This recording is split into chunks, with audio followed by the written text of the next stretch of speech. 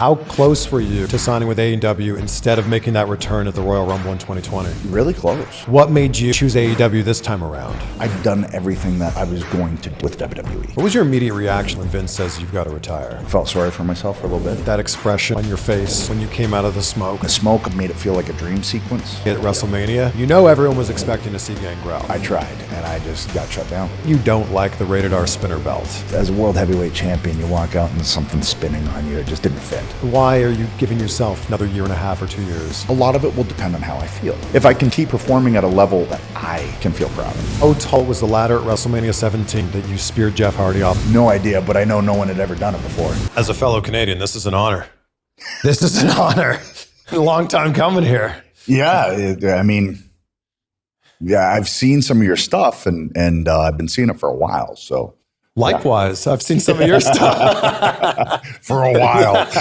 What a career. Unbelievable. As we kind of were briefly touching on before, it's I don't really think about it a whole lot until I sit down and kind of do an interview and we start going back and then it starts to refresh my memory on just how long and all the different things, and even like so sometimes I'll forget who I wrestled, Wow.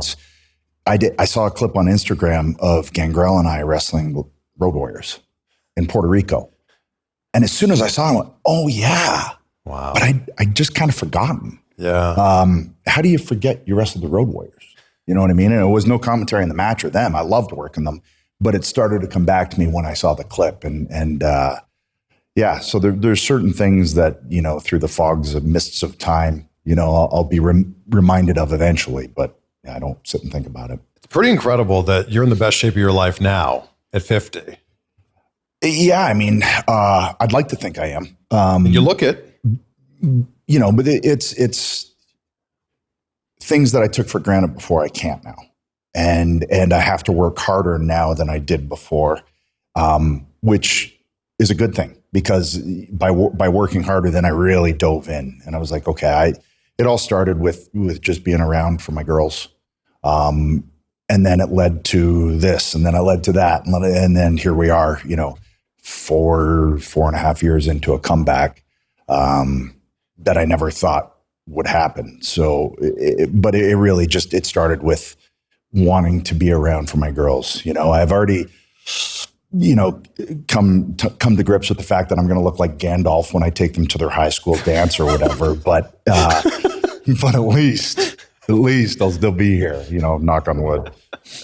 How much has this helped, Pure Plank? So this was really fun because literally from the ground up, Jay and I, Christian and I, put this thing together.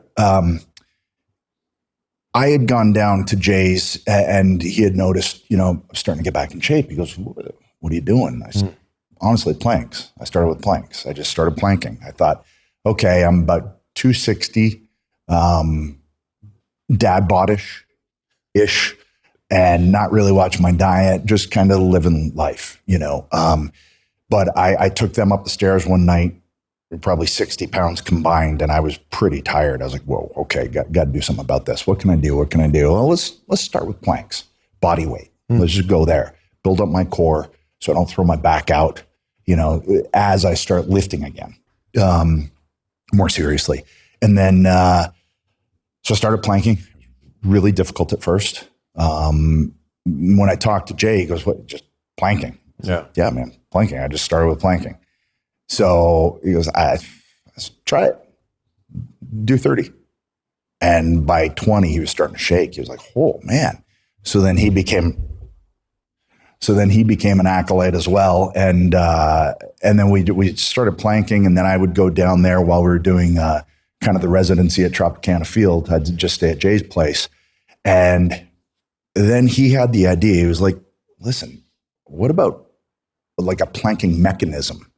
Because we were finding with our elbows, with all the floating debris in our elbows, the shoulder surgeries, the pec surgeries, the wrist surgeries, all of those things, it was kind of painful on our joints, and we just thought if we could come up with something that could make sure your form was strict, but take some of the stress off your joints, that might be interesting.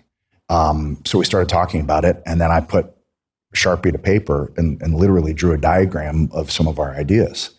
And fast forward, to a couple of years later, and it was like, this is actually going to be a thing. And we're starting manufacturing, and this was during the pandemic, so everything had slowed to a crawl. But once we cleared the pandemic, that's when it got serious and it got real. And but we were involved in every stage of it. Picking the logo.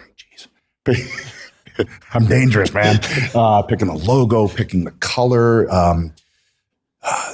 testing the padding on it, the handles for stability. All of those things were involved in the app and the software, and it was really just kind of fun to be involved in, like, literally drawing this thing on a piece of paper to now seeing it sitting here. It's still odd to me because usually in terms of creating things, it's always been story related or character related, or it'll be my gear, things like that. Yeah. But I've never been involved in an actual product. So it's been kind of fun, honestly. It's a great workout too. I've been doing it since you guys sent me one. That's a great workout. It'll get you. Yeah.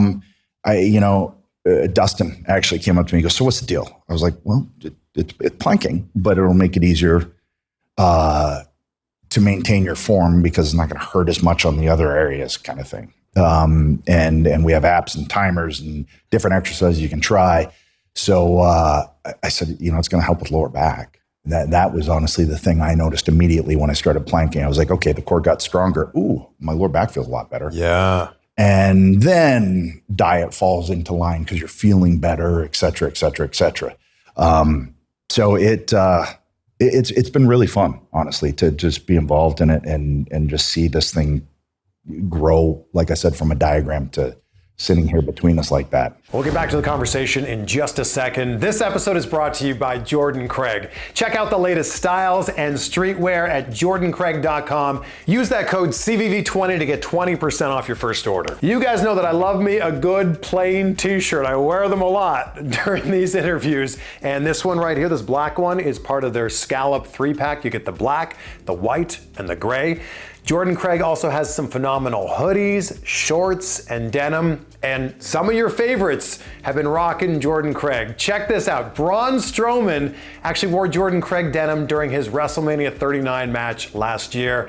And he looks great while doing it. This beautiful coat that AEW champion Swerve Strickland has been rocking, that, my friends, is from Jordan Craig as well. They've been helping me to look my best, and they'll do the same for you. They have so much to choose from at jordancraig.com, and use that code CVV20 to get 20% off your first order. You guys set us up with a coupon code CVV if people watching this or listening to this want to save some money, and check out gopureplank.com. Yep. And you can work out with Adam and I, because that's what we're doing. Yeah, and I more than anything, I just thought, when Jay and I looked into the market and we saw that there was really nothing. And the couple of things that I saw were pretty dangerous. And we tried them. And just to test and see, like, how's this going to work? And we're crushing our fingers. And it was, the stability was difficult. And I thought, okay, if you've never planked before, how are you going to get on this thing? Sure. Whereas this, you can never have planked a day in your life. Yeah. And you can hop on here and do it.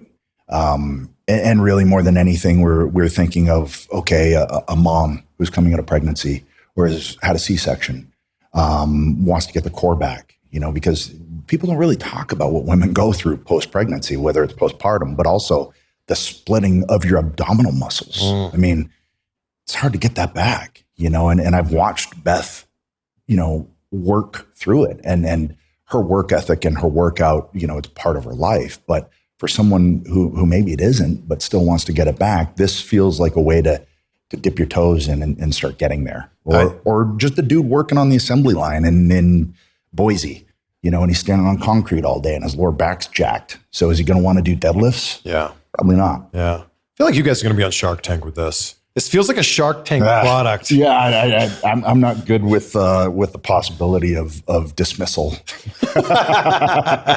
Two of them are Canadian. I feel like we'd okay, be good company. Okay, Robert Herjavec and Mr. Wonderful. All right. Yes. So I just kind of wear Maple Leafs t-shirt. They'd be like, "Hey, one of us." Yeah, or Team Canada or something. Yeah. That's how it is with Canadians. This is so funny. Yes. It's like, you too? Well, and I've talked about it. It's like, there's 37 million people in Canada, but landmass wise, it's bigger than the United States. Right. So when somebody makes it's like the whole country is behind you now. I've always loved that. Like whether it's St. John's or Victoria, I feel like a hometown kid. And I've always loved that about Canada. There was something about growing up outside of Toronto for me, knowing that you and Christian had made it. I wanted to be a pro wrestler. That was my dream when I was in high school. Knowing that you guys had done it from about the same area made us go, oh, it's possible. Because if you think back before that, wasn't really anyone from that area. And not from our area, no. And if someone had, kind of broke through, it was, the Rougeaus who their family, had history, or the Harts, or it was rare to have like a Pat Patterson or someone kind of make it, I guess, from Canada. There's a lot of Calgary. A lot of Calgary, yeah. And just having no real inroads to getting into the industry until Carl DeMarco, who ended up being the Canadian president of WWE. He was the one that started opening eyes and kind of turning a spotlight as to what was going on up in Canada. And that's, that ended up being me and Christian and Val Venus and Gail Kim and Trish Stratus. And it ended up being quite a little hotbed. Yeah. Honestly. But if no one had done it before you, and of course in your high school yearbook, you're most likely to be WWF champion, what made you think you could actually do it? Maybe stubbornness. I'm pretty stubborn. Once I latch on to an idea, I at least have to see it through. And then if it doesn't work, okay, it didn't work. Maybe it can work a different way, and I'll try it this way, and then I'll try it that way, and then I'll try it that way. But it's all I ever wanted to do. So to me, if I would rather try and do everything that I could to make it happen rather than go, I wonder. I didn't want to be that guy. I didn't want to be that guy, and there's nothing wrong with this, but I worked on an assembly line building car seats, and I didn't want to be that guy at 60, getting ready for his gold watch. I wanted to go out and chase it. And if it didn't pan out, okay, but that wasn't an option to me. I just knew. I was like, I'm going to do this. I'm going to get this. Yeah. However long it takes, I'm going to get it. And I won't have a family until, and I won't really set roots until, everything was geared toward this and doing this, to the point where I stopped playing hockey. I didn't ski. I didn't do a lot of the things that other kids did because it was like, I can't risk a broken leg. I can't this, that, or the other, whatever that is. So yeah, when the high school yearbook, I think they kind of knew by that point, but I don't think anyone actually thought, oh, okay, if we say this, it'll end up happening. I don't know. But for me, I knew it was going to. It was just a matter of how long. You're like, I have to now. They think I'm going to. Yeah, I know, but I'll live up to this. With all that said, how difficult was it when this is your dream and you lived it, and then it was taken away from you? Yeah, I mean, I had to pretty quickly wrap my mind around the idea that this was, I was being told I could never do this again, right? Do you remember that day? Yeah, because we had done WrestleMania 27? Atlanta? Yes. Me and Del Rio, world champ. So I'm thinking, okay, we'll get to the next pay-per-view. It's a ladder match. I'll drop the title there, and then I'll take a little break because, I was sore. And but I'd been sore for a while.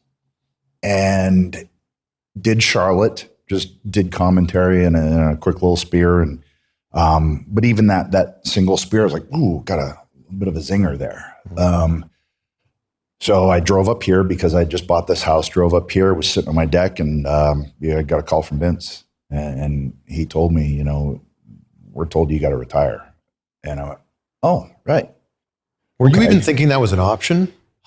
I always told myself by 40 I'd be done, and I was 37 at that point. Yeah. So I assumed I had, you know, a few more years with a bit of a break in there. But you're probably thinking, my neck hurts. Maybe it's surgery. Maybe it's... Well, yeah. And that was my thought. It's like, okay, well, I have a double fusion in my neck.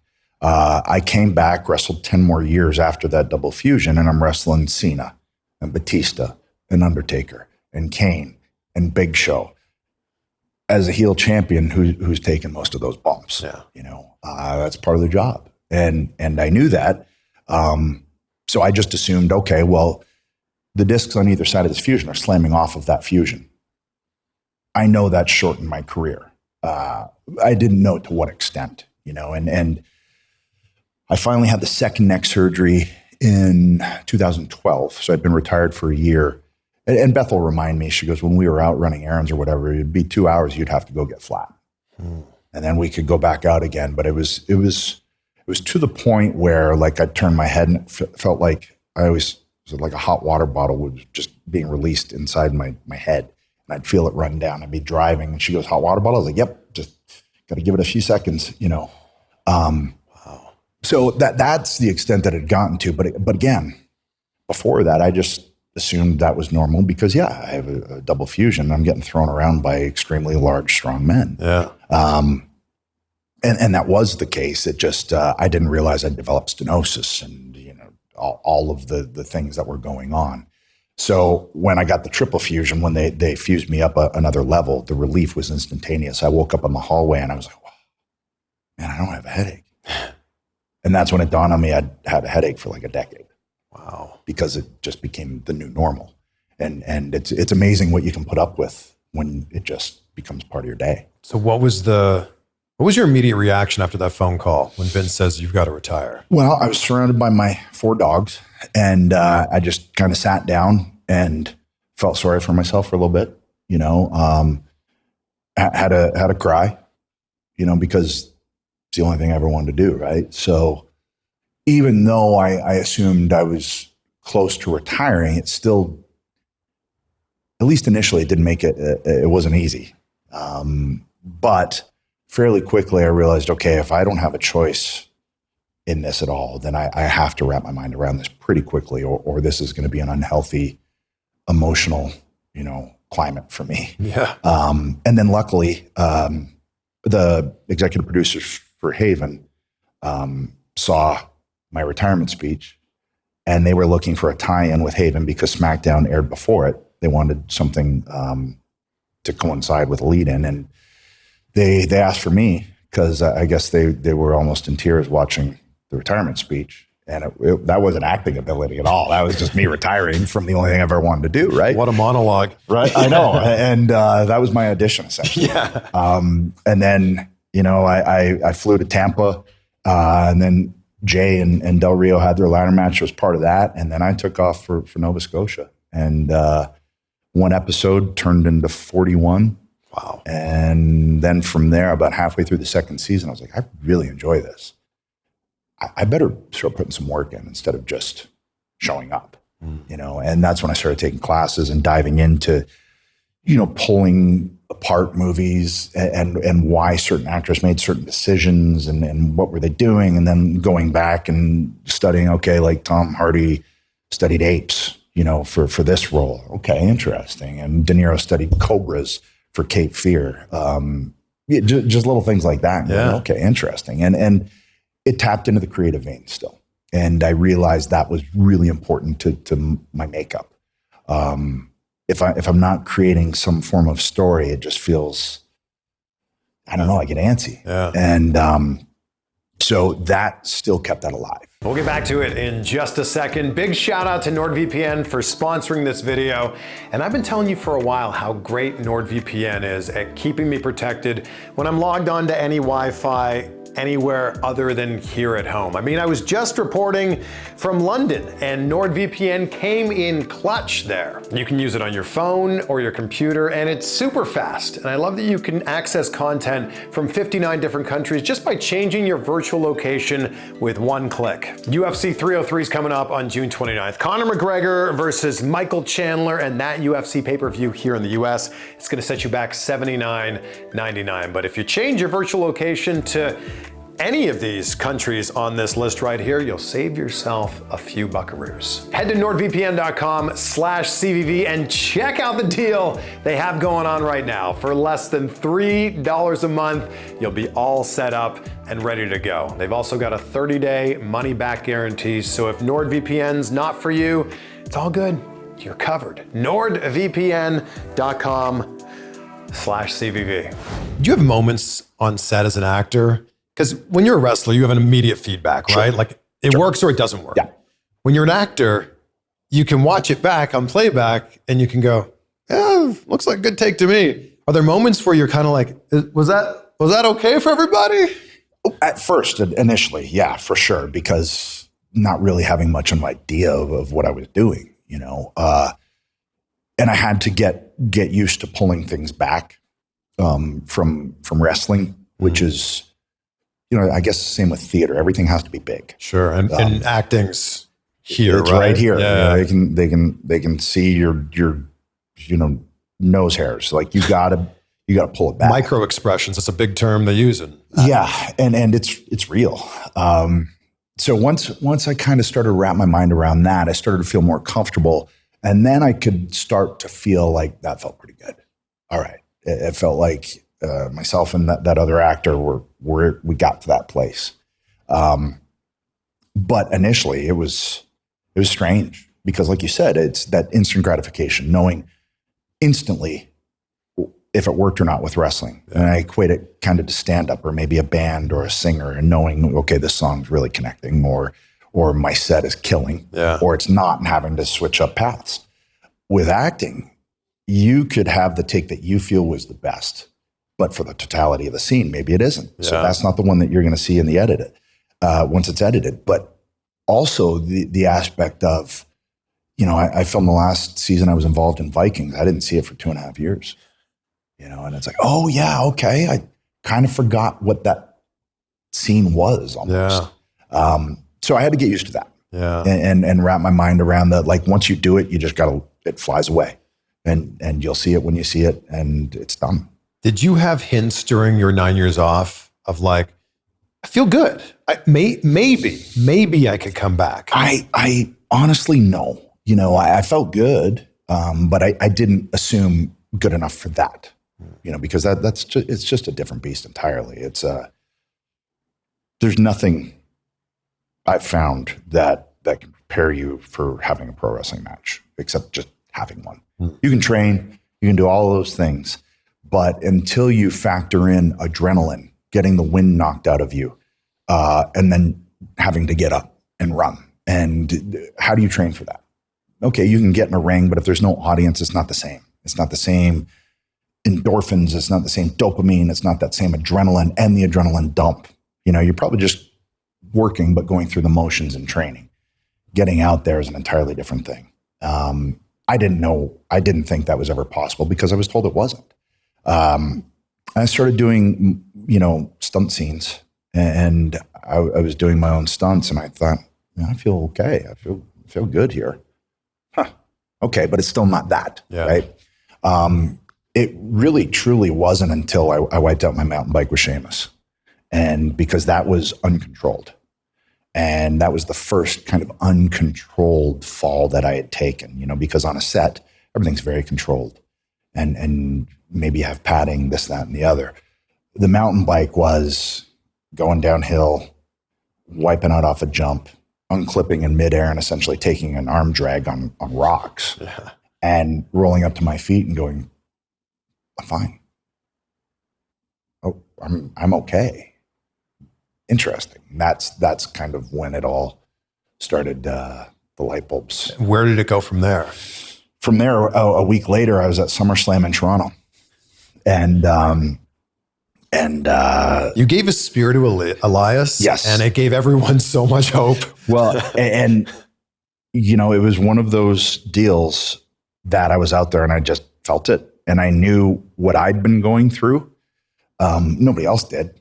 So it was really cool looking back. I haven't watched it back or anything, but you can see the moment where Elias realizes, like you can see his body makeup change, and mine does too. Because I'm like, I'm going to do this, and he saw the switch, and luckily he's a great enough performer that he picked up what I was putting down. Yeah, when you pulled the hair back, everybody in the audience went, "Oh, there's a chance! There's a chance!"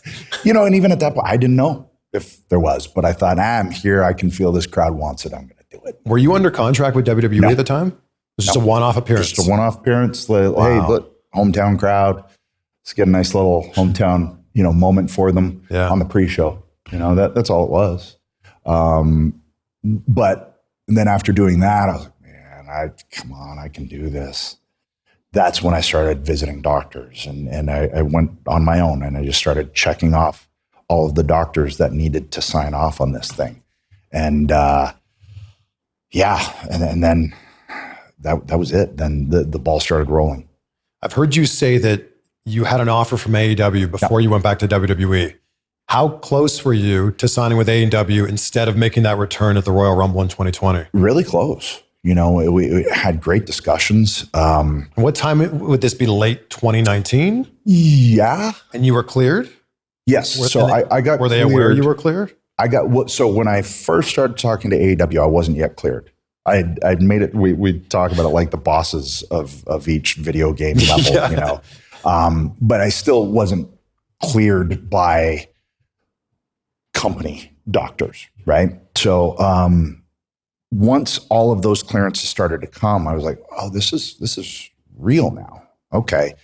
So before I did anything, I had to go kind of get the final clearance needed for either company. And so but I negotiated with everybody. I was like, okay, here's where I'm at. Here's what I've been told I can do.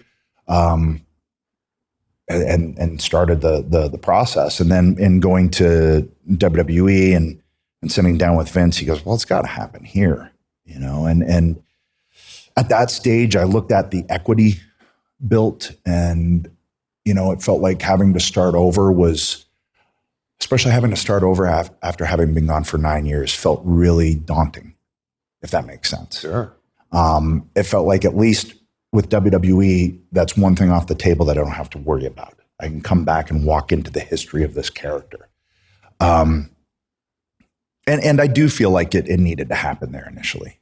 I really do, if only for that Royal Rumble moment, right before the pandemic hit, and just feeling and experiencing that. I'm happy the way it turned out. Can you put into words that expression on your face when you came out of the smoke? I can't, not really, no. There's so many things going on there. So many things rushing through my brain, through my heart. Just, I'm dumbfounded. This is happening. And the smoke almost made it feel like a dream sequence. Like I was there, but I almost wasn't. I was almost watching myself. I don't really know how to explain it. There were so many things going on in my body at that point. Again, dopamine, endorphins, the adrenaline. Like, you try and explain it to people, but you can't. If you could bottle it, you'd be a trillionaire. But it was very surreal, but yet real. It's really hard to explain those moments.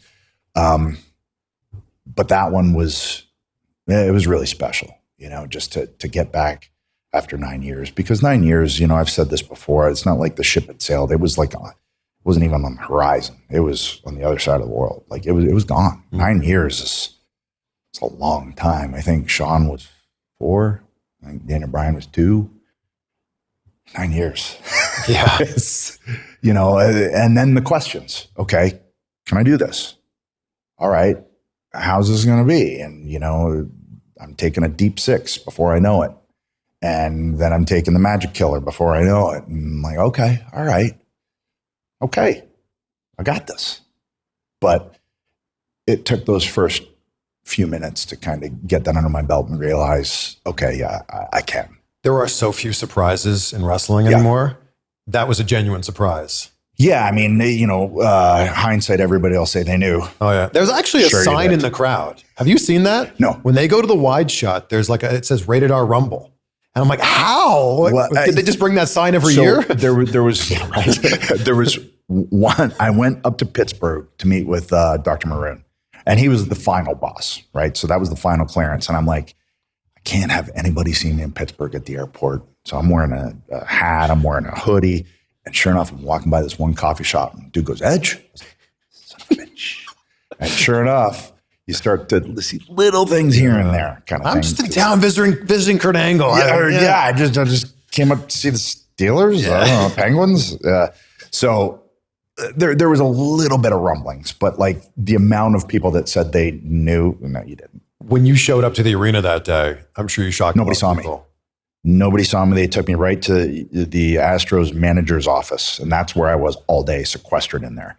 Beth was, heating up my meals and bringing them to me, and even she had to be a little bit clandestine, even though she was in the Women's Rumble that night. So it was a weird day because I didn't come out of that room until about 10 minutes before I was supposed to go out. Mm. And that's when I got up to Gorilla. And I think in the documentary, you start to see people going, what the hell? Like, oh, shit. Yeah. Yeah. How did the inner workings of that return compare to the surprise debut in AEW? So with AEW, it was easier in the fact that it happened so quick. So my contract was up with WWE. I want to say it was September 21st. That's when I started talking to Tony. It was September 22nd. And Wrestle Dream was October 1st. Mm. So it all happened. You got a week. Within a week. And so we got it done. I flew out there with Tony. I got in the night before, filmed the opening video with Darby and Giancarlo, who works with us, and we just guerrilla shot that thing at night in Seattle, but there was nobody around where we were filming because Darby knows all the nooks and crannies. And then I'm sitting there and holding on to Giancarlo at the back of an SUV while he's filming this muscle car being driven behind us through this thing, I think Gum Alley or whatever it's called. And I was just having such a blast because, I was involved. I was this was the vision I had and I was helping create it instead of here's the vision, go crazy with it. And then seeing it after the fact. It was fun, really fun to be involved, flying drones. Darby's out tagging roads, running out in between traffic and tagging Rated R on this road that we're flying a drone over while I'm driving across Rated R. And then the Mariners just won, so fireworks are going off, serendipity. It was really, really fun. If you had both contracts in front of you in 2019, and you chose WWE, fast forward a handful of years later, what made you choose AEW this time around? It felt like I'd done everything that I was going to do with WWE. I'd worked the people I'd wanted to work, 95% anyway. And it really just felt like they were on a direction and I was on a direction and they were kind of going separate ways. I wanted to be with this limited window that I have. I wanted to be involved. I wanted to be there kind of on a weekly basis in order to tell proper stories, in order to, you know what I mean? And it's tough to do that popping in and out every 3 months or so. And I also get the idea of, but that keeps it special. And I understand that. But again, I'm working with such a limited time frame here that I got to go while I can go. And I looked at the roster and I just thought, man, so many people that I've never laid hands on. And been in the ring with, and the one that seems to blow people's mind is Samoa Joe. Like in all the years that him and I have both been wrestling, we've never touched, and then I see Moxley and I see Claudio and Brian and I have never had a proper solo, singles, Swerve and Hangman. And then if you look at the tag teams, FTR, Young Bucks, like Penta and Phoenix, and man, that's just the tip of the iceberg, let alone all the young guys that I've already wrestled since I've been there. It's really exciting and almost feels, I don't want to say I feel like a kid again, because I think that sailed, but I'm just having fun. Like even with each match, I'm like, I'm going to try something I've never tried before. I was against Brody King the other night. I've never done Blockbuster. I'm going to try Blockbuster. Why not? Never done a Davey Boy Power Slam. Let me try that. It's fun to get out there and just try new things, especially at this stage of the career. But I think in working new people and a whole roster of new people, that I don't know, it's just opened up my brain to all the different possibilities. You keep saying there's only a certain amount of time you can keep doing this for. You're clearly putting that expiry date in your career yourself. Yeah. Why are you giving yourself only another year and a half or 2 years? I just, a lot of it will depend on how I feel, how the body's holding up. I can't kid myself. I have a triple fusion in my neck, and no one has come back to wrestle with a triple fusion in their neck. You move your neck pretty well, though. I do. Yeah. I do, Yeah. and but I put a lot of work in, and I got Iron Neck over there. Oh, I think it's great. Doing all that, so the work doesn't stop. And at a certain point, I'm 50.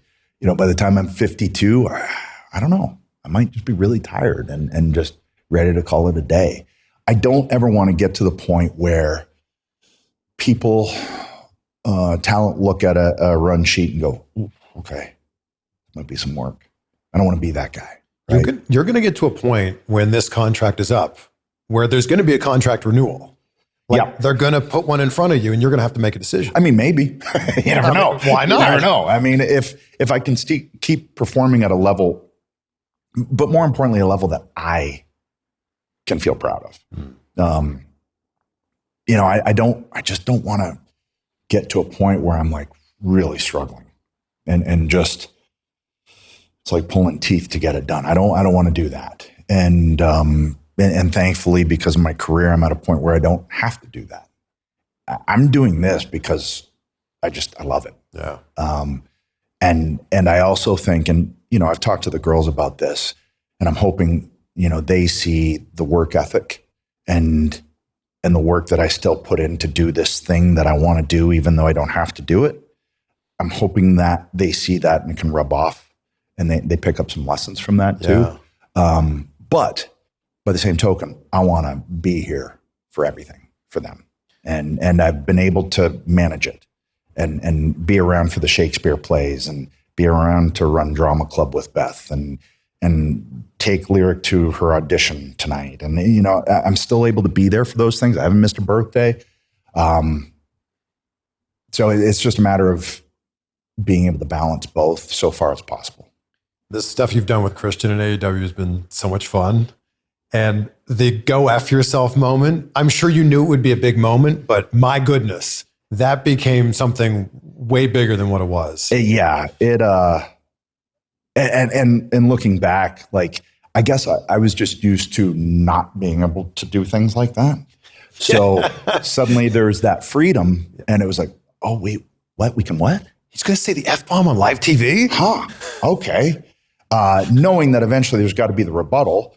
And that one, the button would be a little off. But yeah, I mean, it set the tone for what it needed to be. And honestly, one of the major reasons on top of the roster was, he's there. And we never got that single solo story that we wanted. We had opportunities with WWF, but we weren't in the right place. We weren't the performers that we needed to be to pull off what we would be proud of. It was fine, but it wasn't what we thought it could be. It really took being at this stage of our careers, having gone through everything that we've gone through, becoming the performers that we've become, mentally, to really feel like, okay, now is the time to do this. He's there.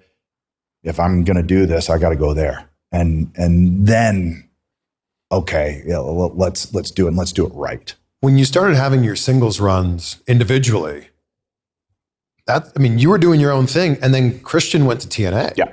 Do you remember the conversations you had with him at that time when he started even talking about, like, I think I might go do this other thing? Honestly, he told me the day that he told everyone else.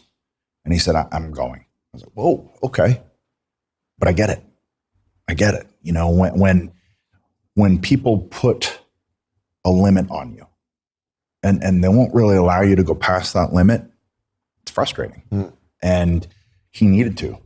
I think he really needed to, just to show himself that he could.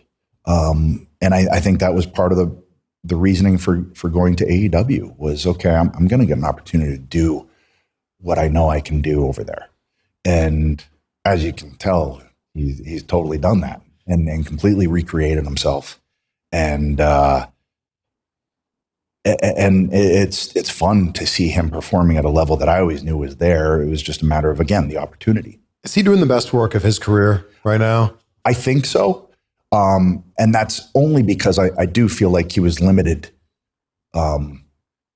beforehand, you know, throughout the years. I think, again, you keep hitting a glass ceiling and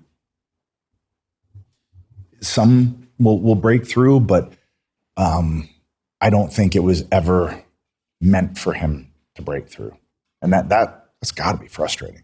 The stuff with the dads. And I think that was a happy accident. I think like so many things that end up working, it just ended up being a happy accident. And then you start to like go, oh, well, if this person would be that and that and that. And I'm like, and I am a virgin territory for that. Like, never met my dad. Are you kidding? Like, he's going to have a field day with this. Your legacy was already well cemented in WWE. And I think that the way that things ended in WWE was so perfect, right? You're in Toronto celebrating 25 years, banger of a match with Sheamus. Yeah. What does this add on to your legacy now with what you're doing in AEW? I think the legacy thing, I don't really buy into it.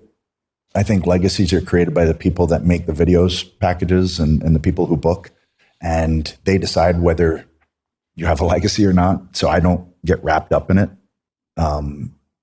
It's not like I'm the New York Islanders in the early 80s where you're legitimately winning 4 Stanley Cups in a row. That's a legacy. Okay. This is entertainment. Is there really a legacy? I personally don't look at it that way. Of course there's a legacy. And I don't buy it. My legacy, to me, and this is how I look at it, am I raising good human beings?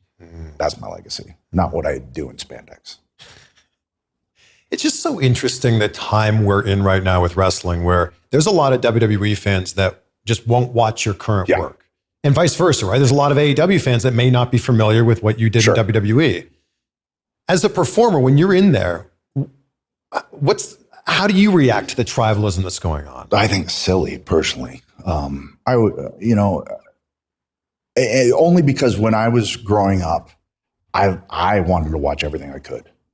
If I could get my eyeballs on Continental or Mid-South or NWA or BC All-Star or Internet, like I wanted to watch it all because I wanted to see what was going on. At that stage, it was you got what you could get from the after magazines, and that was it. Yeah. So wait, now I can watch Pro Wrestling Plus with Ed Whalen and maybe get my eyeballs on Heading and Lawler. Okay, right. I want to see what's going on. So I don't know. I don't understand the allegiance to initials. But then I think about people with their favorite teams or this or that. But I've always been the same with like hockey. I love the Maple Leafs, but I love hockey. So I'll watch the Boston Bruins against the Florida Panthers because I know it's going to be a great game. Yeah. Just the way I look at it. Yeah. You had this promo where you're basically like, kind of like rallying up the audience, rallying up the the locker room, basically saying like, hey, we've got a great thing here. Like, let's keep this going.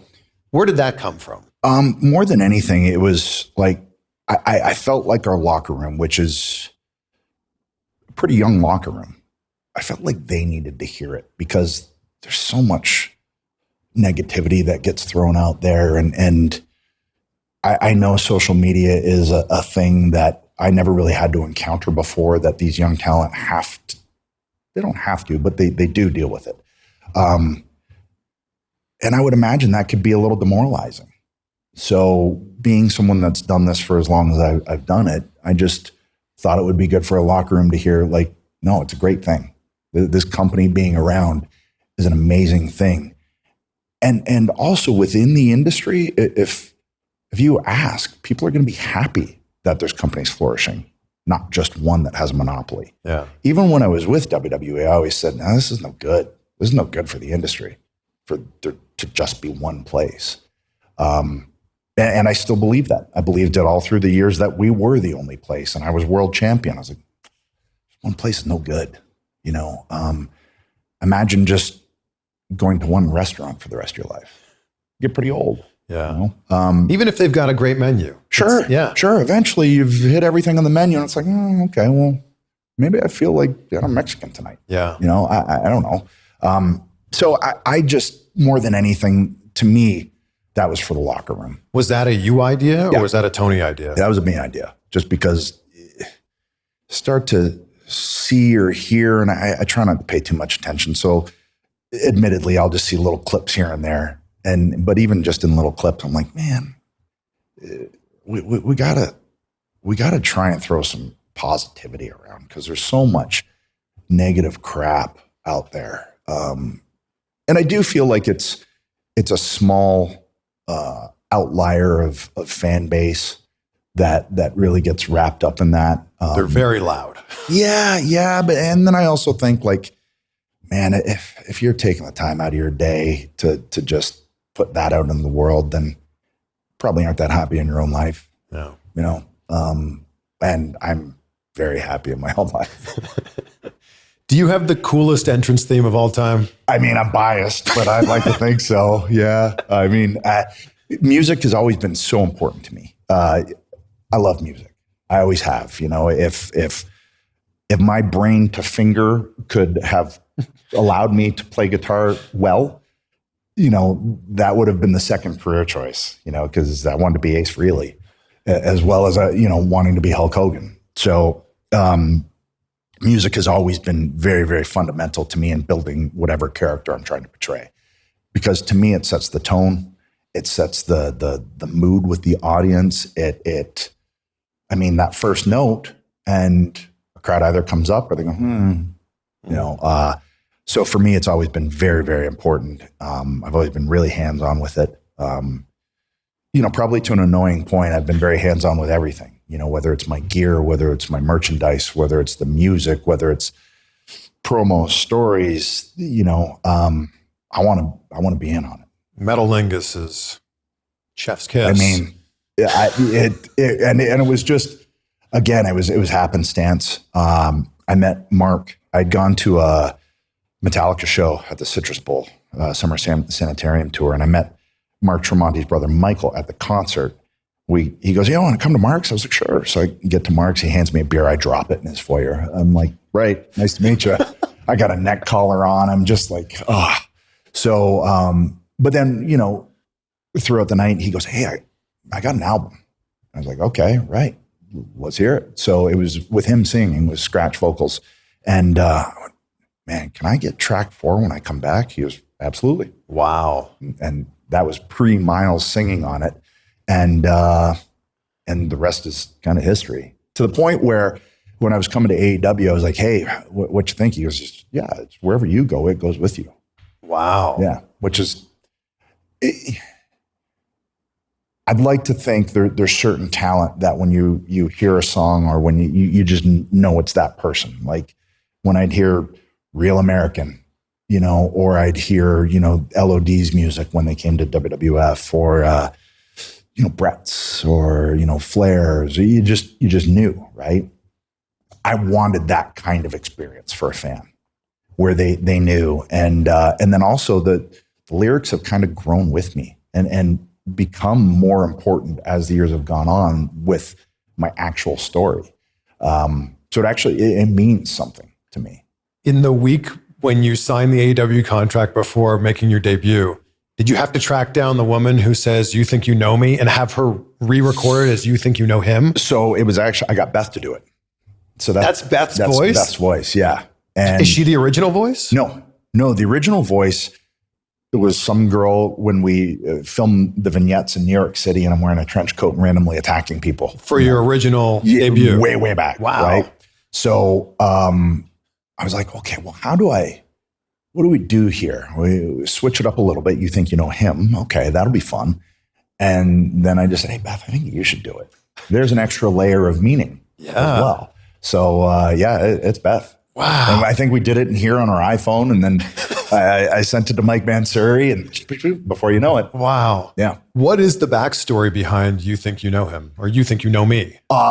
Honestly, that was when I first came in, and I really had no idea how everything worked, or how much voice I could have. So it was initially, we want you to be like Jim Morrison, and you just recite poetry. And I was like, what? I don't get that at all. Like, what is that? But they had this woman do the voiceover and essentially read the poetry that they wanted me to read. But when I read it, it just wasn't working. So that's really all there was to it. And then "You Think You Know Me" was just something that was in there that they tacked on at the beginning. And what I really came to appreciate over the years is that it was a female voice, because so often with wrestling, it's so like testosterone fueled and so aggressive and almost masculine. I loved the fact that I had a feminine element to my entrance. I thought it added a different dynamic to my character than just kind of being the guy all the time, And I really, really wanted to keep that. That to me was important. It's a kick-ass heavy song, but you have this kind of beautiful voice that leads into it. I thought that was, I always enjoyed that. And I've always had a good female fan base. And I think that might be part of the reason why, honestly. I think also, well, when the Guyliners days, sure, but those days have flown.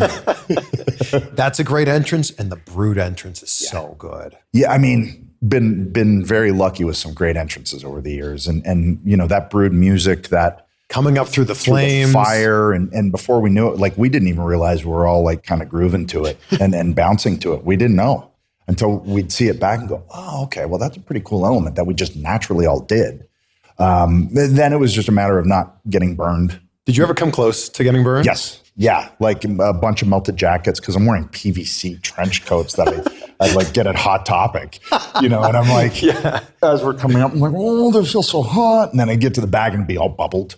Gangrel said he stepped on it, burnt his foot. Well, so it was coming up. And he went to step off. His foot got stuck between the elevator and the stage. Oh. Well, it's an elevator going up, so his foot's jammed in there, and he's over top of the flames. Yeah, it was a little sketchy at times, and then it was built for one person. Now you have three, all crammed in there, and it's not like we're small men. It was interesting.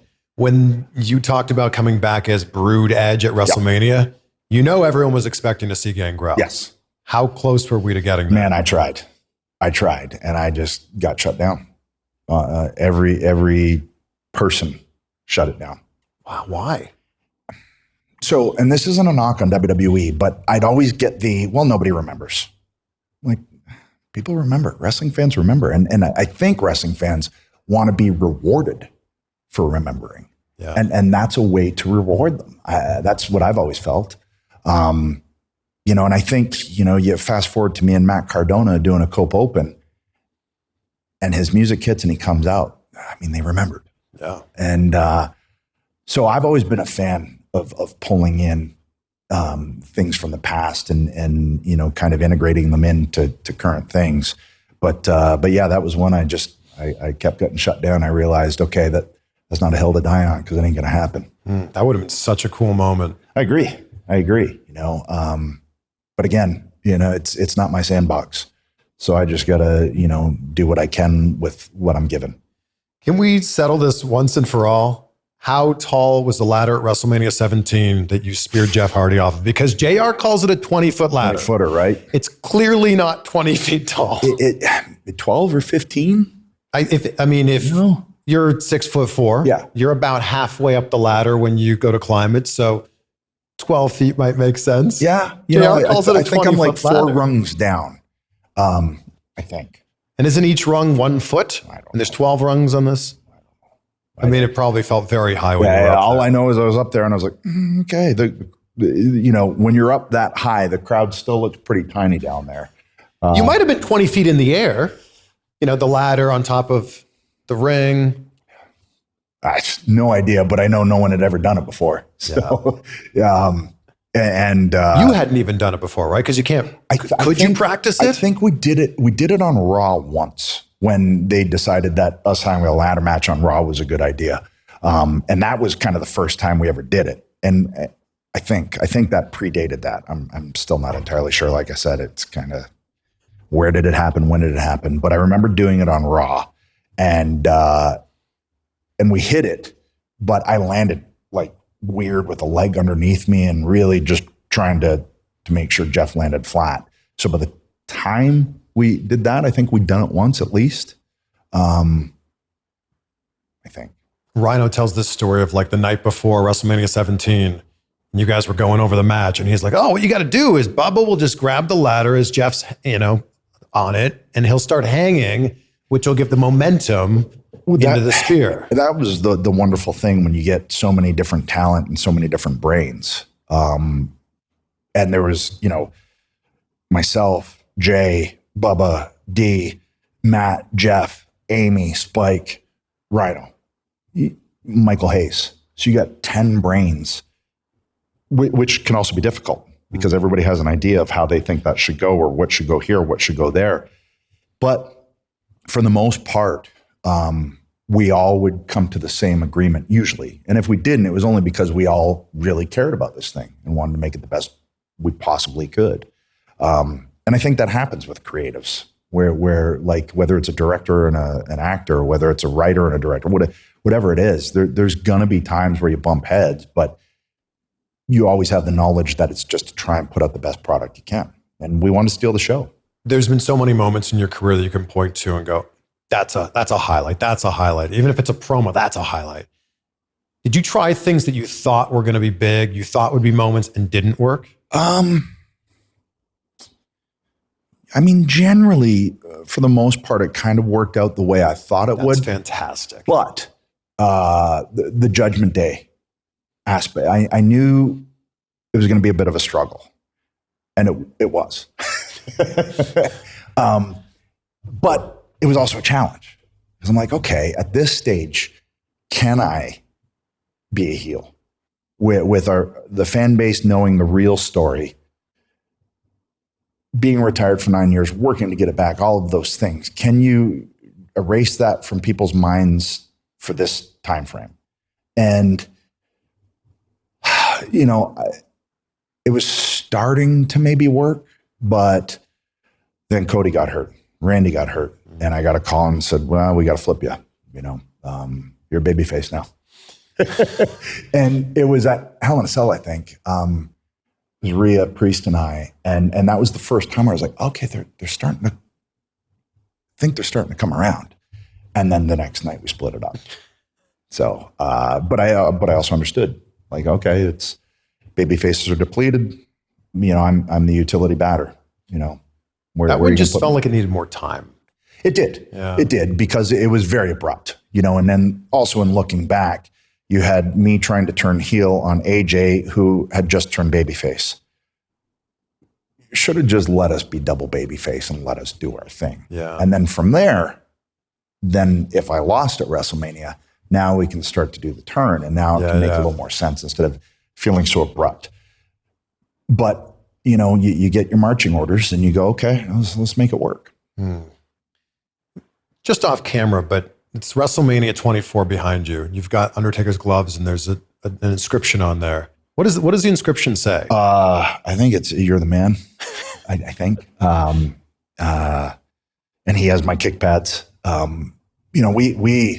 We had a lot of fun working each other.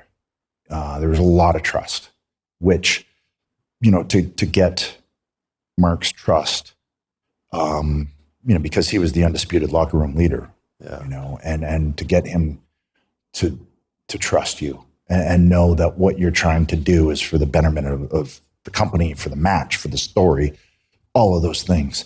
That's big, right? And then, to get to main event WrestleMania, and then to get the main event WrestleMania with him, with the streak on the line, and I'm coming out last. A lot of really, really big moments that I got to check off at WrestleMania 24. And that's also, a lot of people may not remember this. That was supposed to be Flair's retirement match that night. Yeah. And you're on, I think it was 4 matches later. Yeah. That's a heck of a match to follow. Yeah. Shawn and Flair. I purposefully, I didn't watch the show.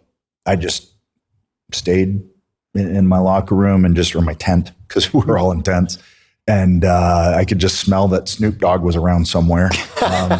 And really just focused on what I needed to do that night, which was going to be a completely different story. And 2 performers at different stages of their career than what those 2 were. So I couldn't worry about that.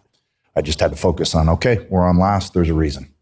How does that WrestleMania match, that WrestleMania moment, compare to a few years earlier, that incredible match with Mick Foley? The one with Mick, I had a giant chip on my shoulder, because I felt like I was being, at least in my mind, kind of pushed back from the main event scene. And I felt like finally I'd earned my stripes and my spot there. So that was a chance for me to kind of show everybody that's where I belong. And I knew Mick was the perfect person to help make that come to fruition. And we both had agendas that night. Mine was, I really wanted Mick Foley to get a WrestleMania moment. That was true. I felt like he deserved that, and he'd be the first to say that he hadn't had that. So that was important for me. And when I have a mission to accomplish, I work better. And his mission was to solidify me as a main event guy, and also to solidify me as someone that people might start looking at in a different light. Like, oh, he is tough. Oh, he, like, even through all those TLCs and ladders, it was still like, oh, long blonde hair, all of those things. And so it felt like we both needed something out of that. When you get 2 maniacs both working toward goals, some brutal things can happen. So the tone, the mood was far different than it was with Taker. Was the flaming table always part of the plan? It was part of my plan. And I've always said this: if you see something stupid that I do, chances are it was my idea. Whether it's the AA off of the ladder through 2 tables, whether it's the flaming table, whether it's chances are it was my stupidity. Yeah, I don't even have a good answer as to why. I mean, obviously I'm a masochist on some level, but I think every pro wrestler is. But that's not something you can plan for. It's not something you can rehearse. Well, so. Yeah, you don't rehearse that at all. And it to the point where it didn't even fully dawn on me until I was running toward the flames. I was like, I don't have a shirt on, and I'm diving face first into this thing. Mick's got 3 layers on. He's going through back first. I mean, that sucks too, don't get me wrong. But it wasn't until I was making that leap. I was like, oh man, I just got to bury my head into Mick here and hope for the best. And still burned my arm, burned a bunch of hair off, burned my knuckles. It just, all I could smell was like burnt hair. And then as I'm crawling over, I looked and my arm was bubbling. I was like, all right, not the wisest choice. But again, at that stage of my life, I was all about that was it. It was that job, and it was getting to the top of that job. And that's usually when you're really hungry like that, that's when you can, catch lightning in a bottle sometimes. There's a moment where you're on the receiving end of a big moment. It's the cage match with Matt Hardy, and there's the leg drop onto you. And I don't know how you can prepare for that one either. Like, I know how much that hurt Matt. Yeah. He said he couldn't walk right for weeks after that. He's way up there, and you've got to hope that he's going to land it right. Well, and even with everything that him and I had been through, that was never a doubt in my mind. We'd all worked each other so much, and we all had just natural chemistry with each other.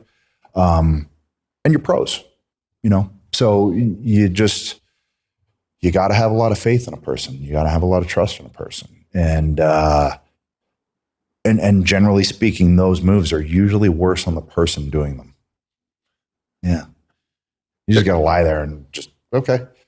There was so much emotion leading into that program with Matt, with everything that had gone on in your professional or your personal life. I remember ordering that pay-per-view and being like, Matt Hardy is going to kill this guy. Like, Matt Hardy might actually, we might witness a murder on television. How did you put that aside and just work? Well, we're here, right? Okay. So how do we try and pull some positives out of a lousy situation, and a lousy situation that I made the bed, right? And that was really all you can do. It's like, okay, we're here now. Let's try and, and also the companies wants to run with this. Well, let's try and make a good story out of this, a good program out of this. Let's try and make some money out of this. Because at that stage, what else are you going to do? So that's really what it boiled down to, is like, okay, right, put the personal aside and try and make some business out of this. And hopefully on the tail end of it, we can both come out of it better. In a perfect world. That doesn't always end up being the case, though. How long did it take till you were good again with Matt? Honestly, it wasn't that long. I think kind of once we went through that, and once we both realized, oh, okay, still the same guys, and still have the same chemistry, still have the same everything. So, I feel like the fan base took a lot longer to come around to the idea that we were okay than we did. It was pretty quickly. Then you just got to move on. And then you fast forward, and then you're in a new relationship with Beth, and then it ends up, look at the life you have now. That, I feel like, for fans makes it go, oh, okay.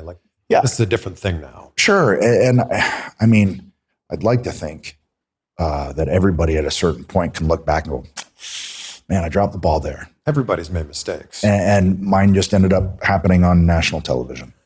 What was your first date with Beth? So we had, it was Edge Appreciation Night in Toronto. And it was kind of like, this is your life. And I was almost embarrassed out there. But earlier in the day, we had started talking. And we had talked before, but we actually sat down and had a really nice conversation, just randomly, sitting at ringside. And then I started realizing how many similarities that we had. She had trained in Toronto, and she had trained with, Ron Hutchison, and wrestled in the same dive bars in Parkdale that I wrestled in. And I had no idea of that. She just did it 7 years after me. And there's a 7-year, age gap.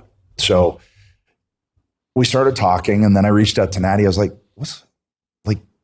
I didn't know Beth was that, what's her deal? And that was really the start of it. And then she was still on the road. So we just end up talking like half the night. And then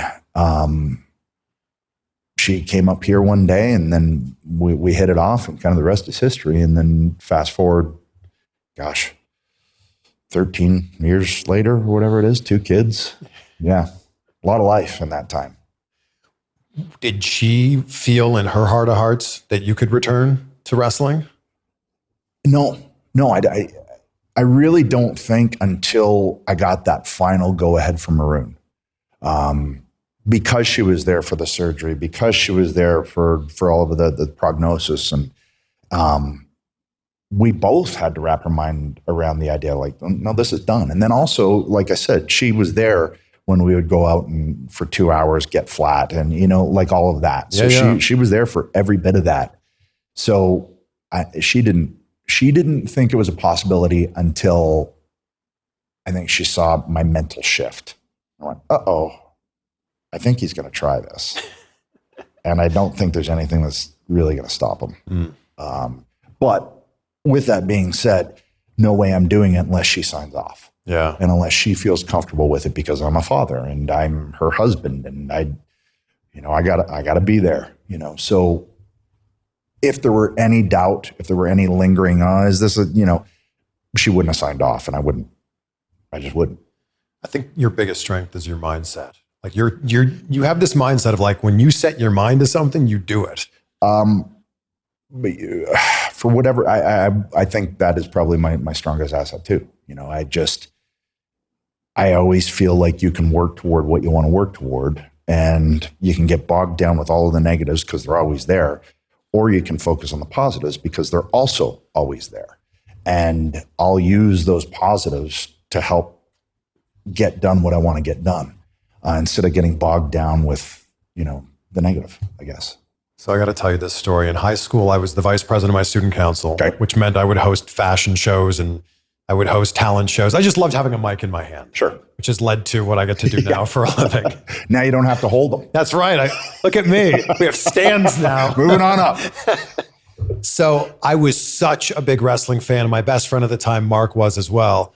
I remember we were hosting a talent show, and we got everyone to take their cameras out, and we stole your line. We said, for the benefit of those with flash photography. We got everyone to take a photo of us on stage hosting a fashion show or talent show. Where did that come from? So that was a lot of what you saw Jay and I do with that. It was me, Jay, and Brian Gortz, just sitting down and having a similar comedic sensibility, and really just throwing stuff at the wall to see what would stick. And if the three of us laughed, we'd go, all right, let's give it a shot. Again, where our sense of humor is a little different. And if you watch the Edge and Christian show that totally reeks of awesomeness years later, you start to realize where our little SCTV, I guess, maybe a little Kids in the Halls. So, Monty Great Python. Canadian reference. Yeah, I like that. I know, yeah. right? But Brian was very, very similar to us in that regard. So we just sit down. If it made the three of us laugh, we'd try it. And that was what one of the things we came up with, because the start of it was, I don't think we should come through the crowd. If we're heels now, who knows what somebody's going to do? You might catch a left and what just happened, Yeah. So there was the safety aspect, but also like, it just felt like we're not of the people anymore. We think we're above that. So how would we show that? And that was really the genesis of that. It was just, okay, but we'll still, because, okay, we get it. We'll still give you an opportunity to get a photo of us. And that, then it turned into, okay, how can we rag on the local sports team? How can we, just have some fun that way? And then it just took on a life of its own. Playing entrance themes on the kazoo was one of my favorite things ever. Yeah, just stupidity and basically creating our own vocabulary, like suctitude and, tool shed or ramifications. There's a lot of that stuff where we'd just be on commentary and it would fall out. And then you go, I just say it like, but we had so much fun. That's probably the most fun that I had in WWF. I think you're also part of the most unintentionally funny moment in WWE history when Rey Mysterio is doing the pull-ups behind you guys. Yeah, which, didn't see the light of day until I guess they aired it at some point. And I mean, man, and the way he went down with it, like he didn't try and stuff. He was just like, oh boy, here we go. And he kind of in slow motion goes down. I couldn't hold it, and then I think, what's Cena say? Like, golly gee or something. I had like something so like howdy doody. I just would like, so you throw that on top and it was just comedy of errors. It's hanging behind you, but I know that you don't like the Rated R spinner belt. I don't know. I think for me, I come from that time frame where the designs meant something, and I understood the commercial appeal. But I feel like that was truly done just to sell titles. And it worked. But I don't know. I just, as a world heavyweight champion, you walk out and there's something spinning on you. It just didn't, I don't know. To me, it just didn't fit. When you had created your own design. Yeah. And when you presented that design to them, what was their... They said, well, we got another idea. And it was that. So, well, what are you going to do? And you're like, but I don't like this. So, again, not my sandbox, right? So you just go, okay, well, cool. I still have, an Edge championship. And I think Rocky and Steve and John were the only three at that point. So yeah, still pretty damn cool. Do you know what the one piece of merchandise that you've made the most residuals off of is? No idea. It might be that. It might be. Maybe it's a t-shirt. I don't know. I don't know. Yeah. I mean, there's so many. You have so much merch. There's a lot of stuff out. When I saw bed sheets at one point, I was like, really? Like, what kid is buying Edge bed sheets? I mean, what kid isn't? Come on. Well, I was the heel at the time and everything. I'm like, nobody's buying this, or like boxer shorts. Like, come on. But sure. Yeah. Were you surprised that WWE hadn't trademarked Rated R Superstar? They had tried, but you can't trademark it because the Motion Picture Association owns it. Oh wow! So I can use it. Yeah, but we can't trademark it, can't copyright it. So that I thought, well, that's great because that can come with me wherever I go, and I love that nickname. Yeah. Even if my character isn't portraying those things, to me, it doesn't matter. Like Macho Man's always going to be Macho Man, no matter what he's doing, right? Sure. Yeah. To me, the Rated R Superstar is that same thing, and it just rolls off the tongue, and it just, when I started having people come up to me and say, "Hey, Rated R," I'm like, okay, it hit. Yeah. Okay, people now equate me with that. And the way Tony Chimmel announced it, yes, also added another layer to it. Absolutely. When you heard that for the first time with the voice cracking. Well, so I was busting his chops, right? Because John and I are working every night, right? And it'd be, World Heavyweight Champion, Edge. And then John would come in and like just a giant ball of phlegm for this John. And I looked at him and I went, seriously, man, give me a little treatment. I want to hear it. And that was it. That was the voice cracking and then it just became a thing. So the voice crack was intentional? No. Oh. No, it happened by accident. Every once in a while the voice would crack and I loved it. I thought it was hilarious. And then the fan base, picked up on it and they would start to say it too. And it just became its own thing, another happy accident, right? It felt like he should have been there for that final match in Toronto in WWE. Yeah. Sheamus. Yeah. And we threaten we're going to do it at some point here, and we will. We will at some point. Does Tony know this? Yeah. Yeah. He's ready to go? He's ready. He's ready. Yeah. He's waiting. It's like, so what about? Not yet, man. Not yet. Well, what about now? Not yet. When you look back on everything and the injuries you sustained and triple neck fusion, would you have worked in a different style if you could go back to the start of your career and give that version of Adam some advice? Well, when I started, the climate and the era that I started, it was different. There was like everybody was massive.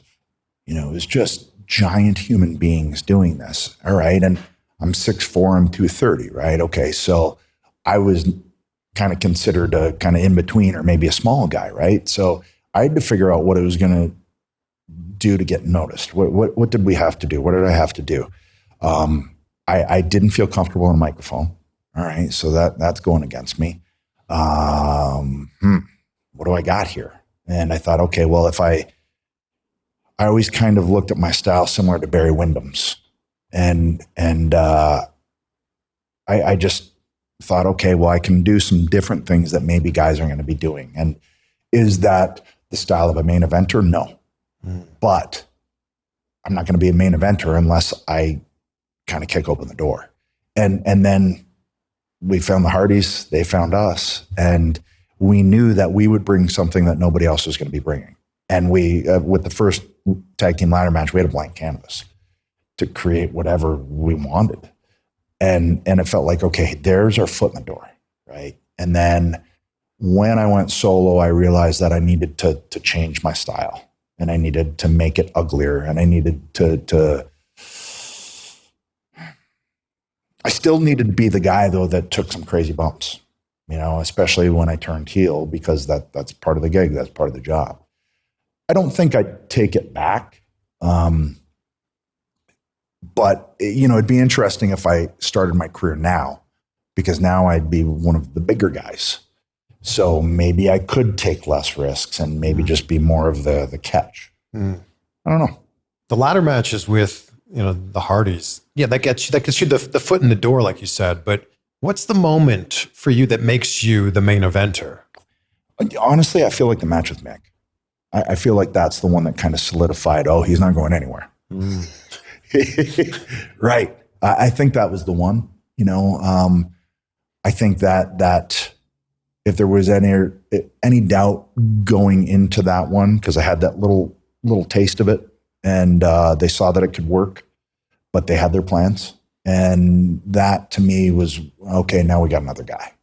And then you fast forward throughout the years, and I became one of their go-tos of, okay, well, we can give it to him and everything should be okay. And that's a great place to be coming from, because, you can be depended on as one of the soldiers that's going to pull a cart.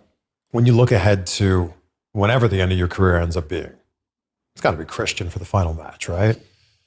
Oh, man, there's so many people, it's like, gosh, or is it him and I teaming against an FTR or a Young Bucks, or is it Kenny Omega, or is it Will Ospreay, or is it John Moxley? Like, there's a lot of different opportunities, and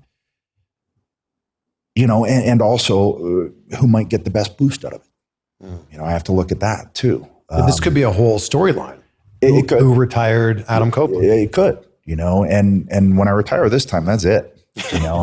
There's no coming back. I won't be of an age that I could come back. When I retire this time, I'm going to come home and be dad and occasionally act and walk my dogs.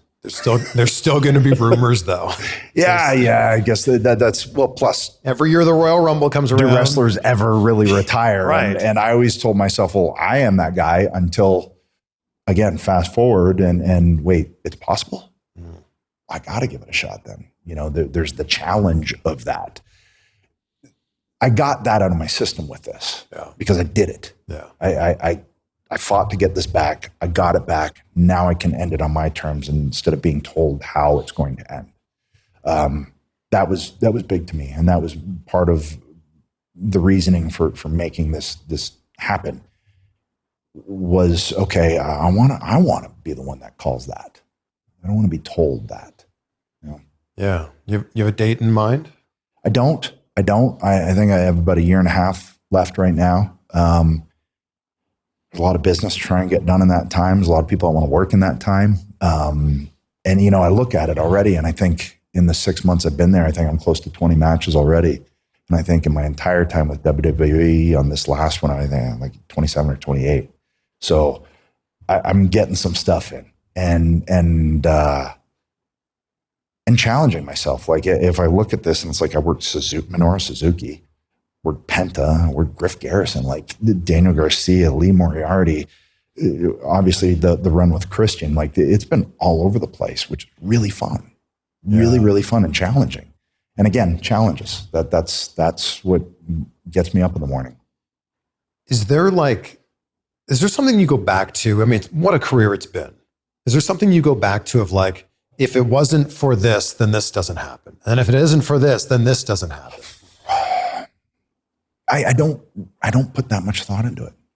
I really just kind of, once it's done, it's done. It's in the rear view. And you know, what's happening right now, that's what wrestling kind of has to be, because if you're not living in the right now, you're going to get hurt. And it kind of forces you. I think you know, whether you're a loser, whether you're like a downhill skier or a ski jumper, I don't know, like if you're not in the moment, things could go really, really wrong.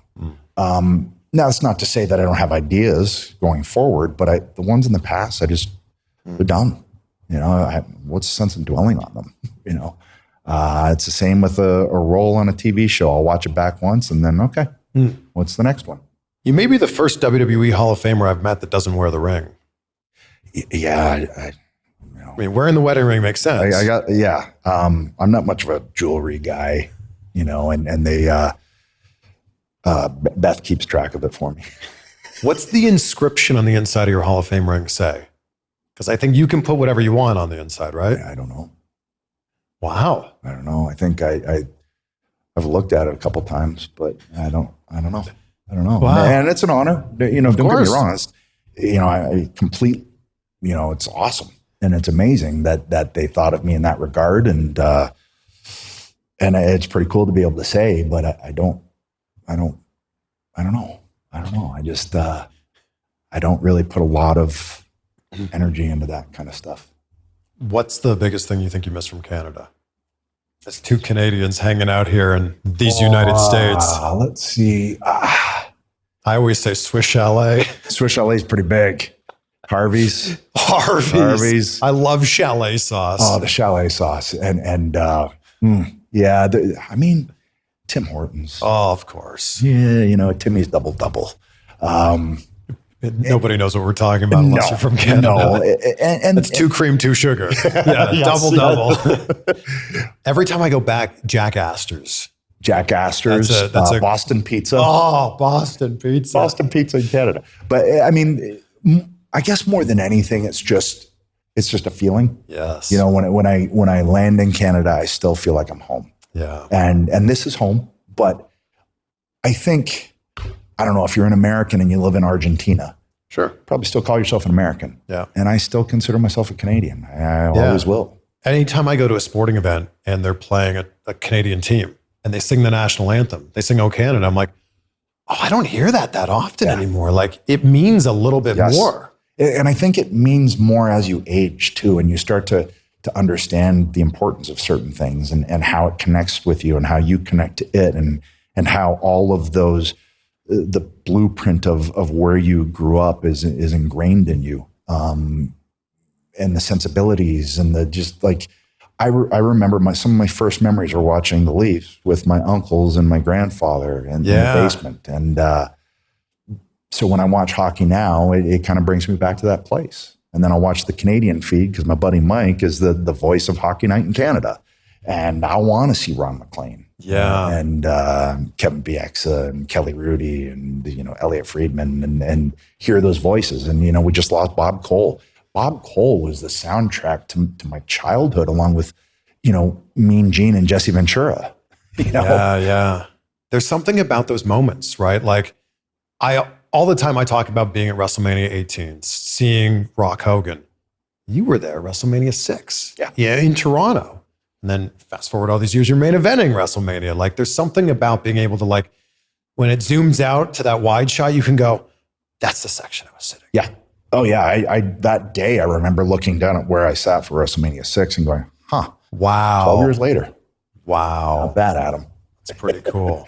So I have moments like that still, you know, or now with AEW, it's usually when I get in there with somebody like a young guy and I can feel their tension, you know, and understand where they're coming from. Because if I got in with I don't know, Rick Martel or a Bad News Brown, I'd always be like, oh, those first couple of times I'd be a little tense and like, I want them to think I'm good or I'm okay at this. And that's really fun to get in there and also see a young talent's eyes start to like, oh, wow. That to me is just that's part of the joy of this is helping a younger talent, and it doesn't even necessarily need to be a younger talent. You know, it could be somebody who's been around a little bit, but they still experience something different when they're in there with you. That's super cool to me. You're also wrestling people who like might have been in diapers when you started your career. Yes.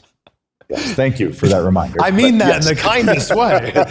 No, you know, there were over the years, I'd have guys come up to me in the airport and they go, "Man, I grew up watching." I'm like, "How old are you?" Yeah. Like, I'm 33. I'm like, "Well, I'm 33. So did you really grow up watching me?" You know, but then I had to start accepting that fact. And you know, what was really strange this year is I started having teenage girls come up to me again. And I was like, "What is going on?" Until it was like, "Are you Aries?" And I was like, oh, yeah, I played Aries, right. It's a whole, that's a whole different fan base that it has, you know, and I've had grandparents and full families come up and go, "We watched it together." And so that took a little bit of getting used to again, because it hadn't been since like the late 90s when I'd have teenage girls come up and wow. Say, "Are you?" So yeah, that's been fun too. This has been fun. And thank you so much for making the time. Yeah. And for inviting us here to your beautiful house and inviting us in here. I end every conversation talking about gratitude because it's such an important part of my life. What are 3 things in your life, Adam, that you're grateful for as we sit here right now? My family, you know, healthy girls, and that my marriage. So those all go together. My mom and how she raised me. And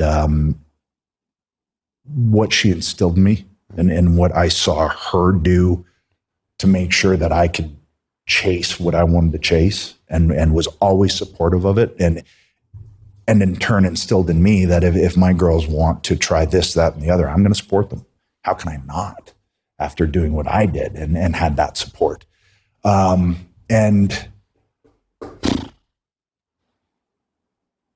But my friendships, you know, and how supportive my friends have been of this whole path that I've chosen. Just so happens that my best friend is also doing it too, you know, and I think we've helped keep each other sane over the years in a lot of insane instances and climates. And so I guess more than anything, it's just the relationships, and it's the relationships that I have in AEW. It's the relationships that I have in WWE. The support system. I love that because you don't do it unless you got a good support system. So we started the interview talking about it, but this is one of your secret weapons, Pure Plank. Yeah. That code CVV will save you a few dollars on it, but this has been one of your secret weapons to look like this when your age begins with a 5. Yes. Impressive. 5-0. You're in better shape than I am. I just hit 40 last year. You just hit 50 last year. Yeah. I would aspire to look like this when I'm 50. Yeah. It's just keep moving, right? As long as you keep moving, then I don't seize up. When I stop moving, that's when my body goes, "Hey, motion is lotion." Yes. That's what they say. Yes. I've heard that quite a few times. I've said it quite a few times over the years, especially through my 40s and now into my 50s. Just keep moving and keep finding those things that inspire you, because just because you're 50 doesn't mean that those things run out. It's just new things. It's just different things. Hence AEW. With the amazing career you've had, just like, thank you for still being who you are. Like, thank you for, at the end of the day, at your core, still just being a good Canadian boy. Like, I mean, you know, I again, back to my mom, right? I was taught have manners and work hard. And I tell the girls the same thing. If you got manners and you work hard, you can blow the doors off the world. You really can. And leave a good track record behind you, you know, and there's going to be mistakes. You're going to fall flat in your face. I certainly have. But you pick yourself up, right? Okay, I learned something. And if you put that in your bat utility belt going forward, you should be okay. Thank you. Yeah. This was great. Thank you. Thank you so much. Appreciate it. I caught that one. You did. Good catch. Oh, it wants to tip so there we go. There it is. Dude, thank you. Thank you. That was fantastic. It was okay? That was great. Cool. Awesome.